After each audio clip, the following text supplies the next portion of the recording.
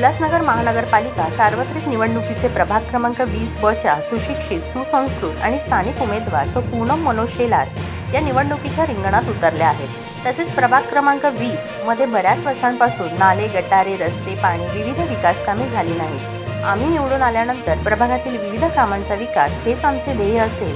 तसेच प्रभागातील प्रत्येक नागरिकांच्या समस्या सोडवण्यासाठी आम्ही त्यांच्या सोबत आहोत। आमची निशाणी आहे कप बशी असून आरसा स्वच्छ प्रतिमेचा वारसा जनसेवेचा असे प्रचार रॅलीत यावेळेस पत्रकारांशी बोलताना अपक्ष उमेदवार सो पूनम मनोज शेलार, लोकनेते मनोज भाऊ शेलार यांनी सांगितले। व्हिडिओ जर्नलिस्ट रत्ना सोनावणेसह पल्लवी निकम, मी 24 तास, उल्हासनगर। मी सौ पूनम मनोज शेलार प्रभाग क्रमांक 20 ब मधून अपक्ष उमेदवार म्हणून निवडणूक लढत आहे।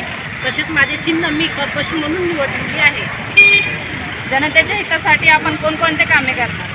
जनतेच्या हितासाठी मी जास्त तर रोड साफसफाई असेल, शौचालयाचे कामच असेल, रस्त्याची दुरवस्था असेल, तसेच डम्पिंग ग्राउंडचा जो सर्वात मोठा प्रश्न आहे तो सोडवण्याचा मी प्रयत्न करेन। विकासाबद्दल काय सांगणार?